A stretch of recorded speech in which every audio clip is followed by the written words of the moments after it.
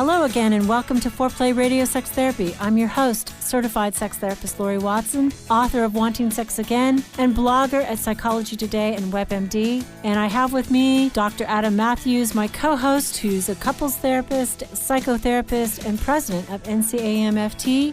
Foreplay is dedicated to helping couples keep it hot. Thanks for listening. Now on to today's topic.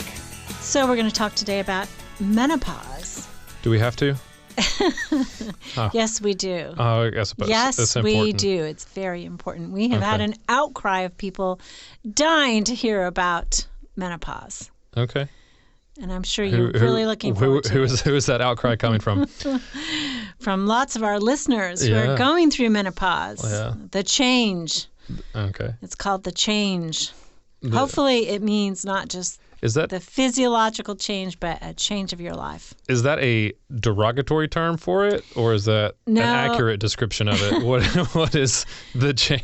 I don't know. It's an where old does the term. change fall into? It's kind of like it came about the same time the curse came about. You know, when I was growing up, getting your period was called the curse. Oh, that's terrible. I know. Gosh, that's awful. And menopause was called the change. So I guess what do we change into is the question. Yeah. When we hit menopause, So I thought I'd just talk about, what is menopause, what happens, what changes, and how do we manage menopause so that it's better? Because menopause was looked at by a lot of people as, for some people, it could be looked at as the end of sex, right? Or does it make sex better? Oh, I think which way does it go? I think that people are terrified that it means the end of sex, right? Yeah. Because there are physiological, hormonal changes that happen during menopause that are a big deal. Yeah. Right? Huge big deal. So, obviously, the main thing is a woman's periods stop, and they stop because her hormones change. So, when you're younger and you have a period and you're ovulating, your uterus gets ready to receive the egg by, building up a blood supply. Mm-hmm. And then when that doesn't happen, you have your period. Well, in menopause, basically you're out of eggs. And so your body is no longer doing what it does to release those eggs, which is you have many different hormones that make up the female hormone panel. And one of the primary issues that happens for women is a reduction in estrogen, and as her ovaries shut down, particularly a reduction in testosterone. Yeah. Yeah. So you're making it sound like a store is closing. Like it's all out of stock. They're starting to shut the lights down. And there is a little of that. There is a little of that. That's not a bad metaphor.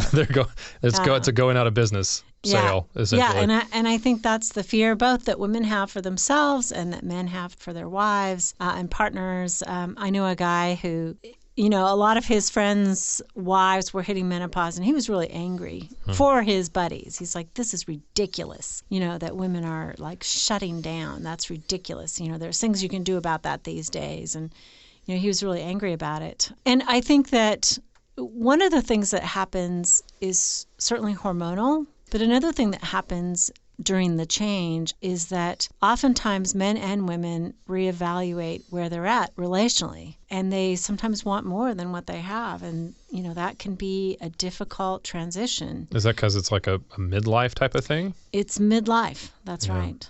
Yeah, absolutely. So her periods stop, and 80% of women experience lower desire. And I did some of the research on this. Basically, in menopause and sexuality, it's the prevalence of symptoms and impact on the quality of life. It was a 2009 journal article by Nappy and Lukowski. And they did an extensive study on menopause and sexuality. And basically, 80+% of women report lower desire, and 64% report that their vaginas feel thinner and drier. So it's painful. It's right, and that can lead to painful sex. Yeah. So double whammy, right? You have less libido, and then painful sex potentially. Oh my gosh, talk about closing up shop. These are a big deal. Also, she experiences hot flashes, which it's sort of like a hot flash is like a really intense, sudden blush. So I don't know if you've ever been embarrassed and like your face goes red and you're like, oh my God, everybody can see. I can feel it. That's sort of like what a hot flash feels like, but it lasts for a little bit longer than just a blush. Some women experience cold flashes. So some women, when they're in menopause, they're hot all the time. A really good girlfriend of mine used to call it temperature challenged. She was temperature challenged because she said, she wore layers, and when she was too hot, she'd take off her sweaters, Right. And when she was too cold, she'd put it on because you don't modulate temperature quite as well. And some women actually experience cold flashes. And that is the main reason I would say that women have difficulty sleeping. So some of it is the hot flash or the cold flash or not being able to sustain the right temperature. The other thing, though, is anxiety can increase in menopause, and so they're not sleeping as well. You can get tired because you're not sleeping as well. Your energy isn't as, strong. And all of this can lead to mood changes, not to mention the hormones going up and down and, trying to straighten out. I mean, think about PMS, right? How women before their periods... I try not to, but I'll think about it now just for you. How women before their periods, right, have a surge of hormones and a reduction of other hormones, and it leads to kind of being moody. Well, do that for a couple of years. Years? Yeah, a couple of years. So hormones are in flux for a while. Yeah. So perimenopause is basically the couple of years before you actually go into menopause, and that some of these symptoms are starting, and then in full menopause, which is marked by the end of your periods for a full year. So once a full year has passed, then you're considered menopausal. So all this happens, and since the tissue is getting thinner, right, one of the things that happens is women get urinary incontinence. So when they sneeze and when they laugh too quickly, they can pee a little bit. Sounding sexy yet? It sounds like something I don't want to experience. I know that's for sure. Well, you are very fortunate because you will not. Although we can talk about that in another podcast. Is there a male pause? We'll see. One of the most difficult parts for me is when a patient comes in and says, I'm in menopause and my orgasms that used to be mountains are now molehills. And that one I just go, oh, darn. It's a really hard one to fix. Most of the time, meaning that they used to have really big orgasms, right. Now they're not. Right, and so now it's gone down. It's a blip on the screen. Yeah, So you think about this. You don't have subjective hormones that are pushing you towards sex. Sex could be painful. There's no reward in the big orgasm. It's like, whoo! Are you shutting up shop or what? It could be. And also by this time, most people have been married for 20, 25 years. And, all of the problems in the marriage, if they weren't resolved and if people didn't work on their relationships, or even if they're not married, I mean, they're coming to the fore at this point. And, this can be a tough harvest. Also, I think for women, the number one thing that shuts her down sexually in menopause is her own worry about her attractiveness. Yeah. That's like a huge one. She thinks she's, not attractive anymore. And so she loses her own desire because women, as we've talked about, are very subject to feeling like they're the desirable object. And I had a woman I know talk to me about this once. She was in menopause, a colleague, and she said, the big thing I notice is I don't turn heads anymore. Like I walk through a restaurant and men don't look at me. I'm invisible to men. And I think a lot of women gather sexual kind of energy from whether it's their partner or not, just knowing that when they walk through a crowded space, they're considered desirable because they turn a few heads. And so that seems to disappear. So all of these things, right? Yeah. This is the bad news. Menopause is coming. Winter is coming. Winter? You just invoked Game of Thrones to talk about menopause? Winter is coming. Okay. As long as they're not dragons. Right? It comes early in the fall because it's really our midlife that it comes for women. So we have to think about this. I mean, but it does sound very damning for a woman's sexual life and a couple's sexual life at that point. I mean, 80% experience a reduction in libido. Okay. So is there good news? There is some good news. First of all, I would just like to say before we talk about what to do about this and what the woman's male partner could do about this, but there are differences between women in terms of how they experience menopause. Some women It's like your neighbor is going to be the woman who sails through menopause. She's like, oh, yeah, I never had any hot flashes. And I don't know, now I feel free. And me and my husband, I don't have to worry about getting pregnant. And it's just wonderful. We're doing it all the time, running around like rabbits. Seriously, there's a lot of women out there, and you just hate them. Well, yeah, I mean, because their voice is really annoying, apparently. That's right. I didn't know they talk like that. Okay, so there are differences. Not every woman experiences all the same issues, and not everybody experiences this. Right. And so we can talk about why that is when we come back, and how to manage menopause in the most positive way, and how you can help a woman going through menopause if you are her partner. But and want an alive sex life. You're going to give these couples, because it is the hope for the couple, right? It's hope for the couple. Because if she's going through menopause and not feeling it, he's hurting as well. That's right. In some form or fashion. That's right. So, okay, we'll come back. Good news after the break.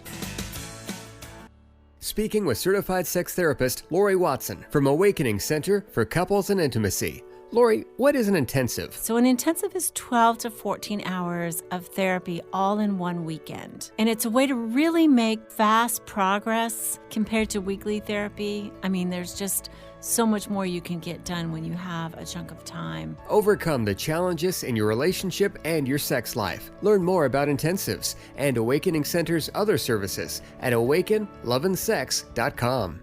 At Mathews Counseling, we believe it is our job to come alongside you in whatever difficult challenges of life you are in and help you rediscover hope and to find the strength that you have to face those challenges. We strive to create a safe and comfortable place for you to explore who you want to be and identify the obstacles standing in your way. Oftentimes, the first step toward finding help is the hardest, but it can also be the bravest. Give us a call at 919-587-8018. Find us online at mathewscounseling.net. We look forward to working with you. All right, Laurie, you promised us some good news. That's right. Good news. For the menopausal women out there. Absolutely. And their partners. Absolutely. I want to talk about why it's different for some women. Oh, right. I mean, first of all, their relationships are different, right? And so for some women who feel very supported, they feel securely loved, they feel like their partner thinks they're desirable. I mean, that's a stronger place to enter menopause from. I remember a girlfriend of mine said, gosh, I'm getting all these wrinkles, blah, blah, blah. And her husband kind of yelled out from the other room, yeah, but you had some beautiful tans, honey. Basically he was saying, I love you. I remember you as a young woman. I remember your beauty. You are beautiful to me. Or that, or he just didn't want to pay for a facelift, which this guy was really cheap, so probably that. Gotcha. But, and also women age, their physiological body ages differently. So some women's ovaries kind of shut down hard. Other women, the aging ovary can still make testosterone. And so it's a slower decline. In fact, in early menopause, this is kind of good news, as a woman's estrogen is dropping, it unmasks her testosterone. So estrogen binds with testosterone, and so it basically absorbs all the testosterone in her body, and we know testosterone is the hormone that creates desire, physiologically in both genders. And so during this lovely, interlude, as her testosterone is unmasked, women often experience a resurgence of sexual energy. So there can be an early period of time where she's actually hornier, has more desire than she ever had. And that can be like a nice beginning to this closing up shop, because they can capitalize on that and maybe have a resurgence of their sex life, use that to get some traction on their sex life that might have been heretofore not as exciting. But that doesn't happen for all women. It actually does for all women. Happen for all women. Okay. But also the way the shutdown for women's ovaries happens is different. That part is different. Yeah. So some women, keep on producing testosterone at a higher rate, so they don't lose as much libido. Again, the neighbor woman, or maybe it's you, who doesn't struggle so much with moods or anxiety, or maybe has mastered those things earlier in life, understands that. I remember when I was a kid and I would be about to start my period, and I would just feel like it was the end of the flippin' world. The day before, for no real reason, it just felt like the end of the world. I felt depressed and moody, but just like hopeless. And then the next day I'd start my period and it was like, oh, yes, the world is going to go on. And even, I was fairly aware of the calendar, but it often snuck up on me. So, if you've learned how to manage moods and have mood stability, I think in menopause, it's not quite as difficult because you understand it's my body that's doing this to me. Yeah. The world is not actually ending. And so you can comfort yourself in terms of, getting mood stability. And we can talk about how to stabilize, and I have some ideas for you about that. So the vagina gets thinner and less elastic. The vagina is actually very wrinkled. It's very wrinkled, and wrinkles are good in the vagina. They are. Not on the face, but good in the vagina. That's right. Okay. And it's like an accordion. But when we get older, the vagina smooths out. And so there are less wrinkles, so there's less stretch. And that's one of the reasons sex can become more painful. Then the tissue becomes thinner. We call it friable, which means it's kind of like it can become, this is really bad, but tissue paper thin. So when they have sexual intercourse, it tears a little bit. Sometimes women bleed. Sometimes they have micro fissures, which are tiny little tears that then burn and sting after sexual intercourse for a period of time. Certainly when they urinate afterwards, it can burn and sting. Adam is like... You're not selling the vagina very well. I feel like that is... that just doesn't sound fun at all. Yeah, not fun. So what do you do? Well, I was just going to say... You got to have regular sex. This is the good news. I was going to say, I can understand why women would not if that is happening, though, but you're saying that more sex helps. More sex helps. More sex, okay. Actually. This is truly a you use it or you lose it kind of situation.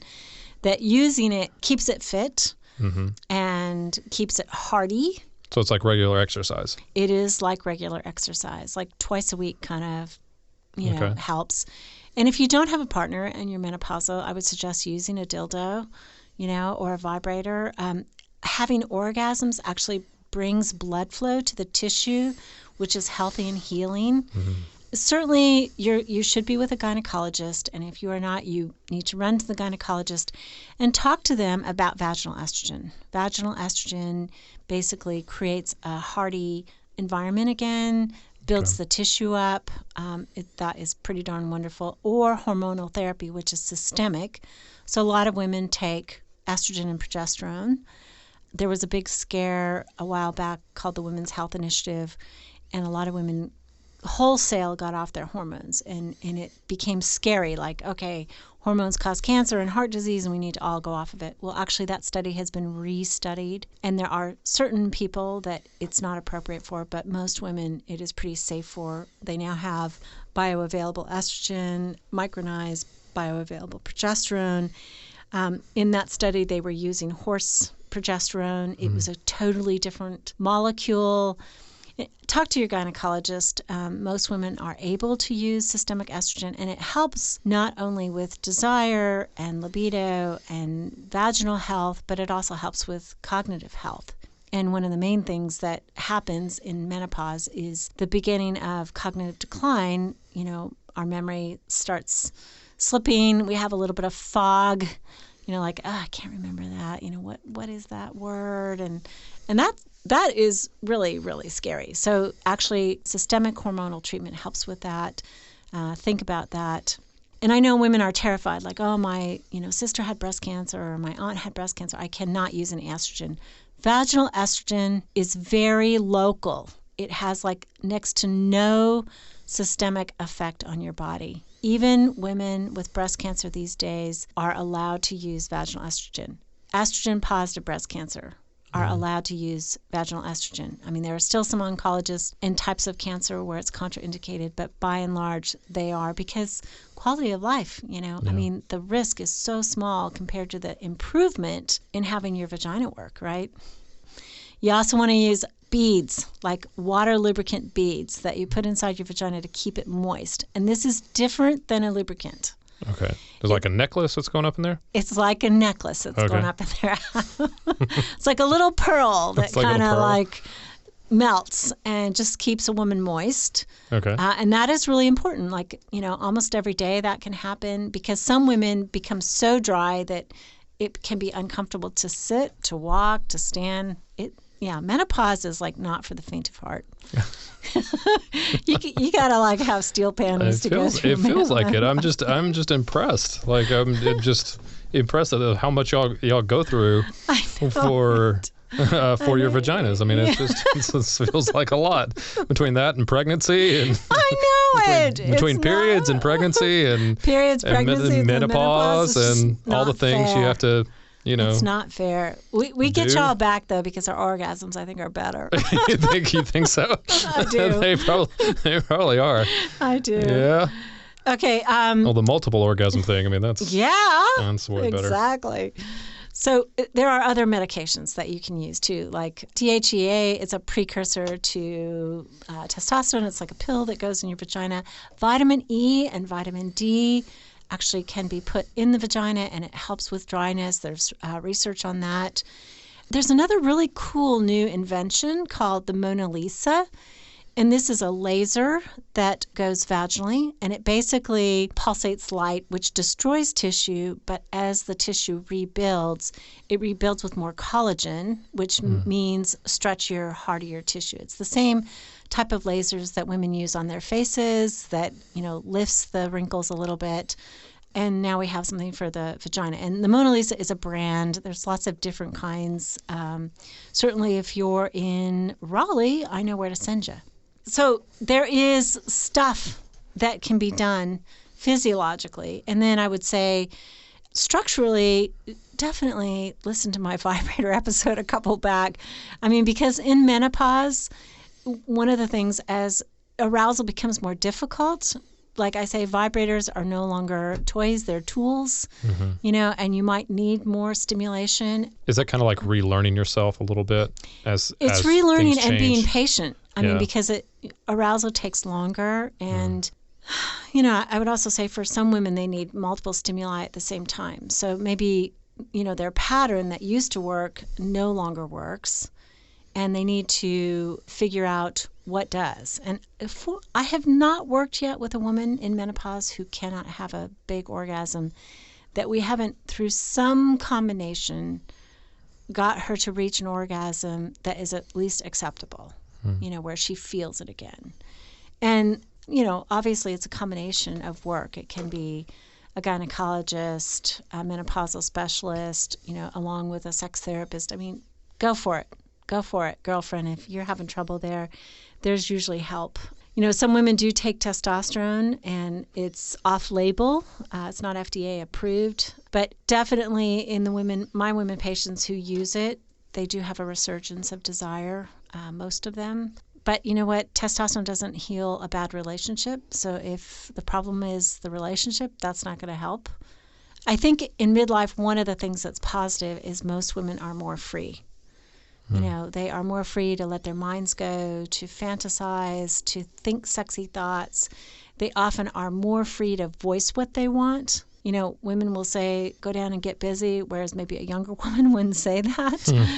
So that can be very positive. And I would suggest that they start to exercise for strength and mood stabilization, like just regular exercise, not vaginal exercises. Although that can be important. Every day in the shower, I think women in menopause should stretch their vaginas. So that means putting their fingers in their vagina and pressing on the perineum space, which is between the vagina and the anus. That lower crescent is often where they experience tension. And once women have sexual pain, their muscles get recruited. They start to do something called guarding, which is they pull up and create a smaller space, more pain. Not so fun. But I would say also a couple little things here. Reset the bar. Tell your partner what's good for you in the bedroom and what you expect outside the bedroom, which has got to be respect and closeness. Yeah, I like that. Yeah. Kestenbaum says, expect 2 marriages in every lifetime, sometimes to the same person. And I think couples often have to renegotiate before they go forward at menopause. And I would say, and this has probably always been true for me, that the sexiest thing about a man is interest. When he's interested in you, that is that deep sense of, you've captivated him. He's interested. I mean, more so than just a compliment. It's like that deep compliment of being interested in you is super sexy. Be fascinated. Okay, thanks for listening to Foreplay Radio Sex Therapy with Adam and Laurie. You can now call in your questions to the Foreplay question voicemail. Dial 833-MY-4PLAY. That's 833-4-PLAY. And we'll use the questions for our mailbag episodes. Hey, help us stay on top here at Foreplay. We'd love it if you would subscribe and share it with your friends. And please take 1 sec and rate and review us. Thanks so much. All content is for entertainment purposes only and should not be considered as a substitute for therapy by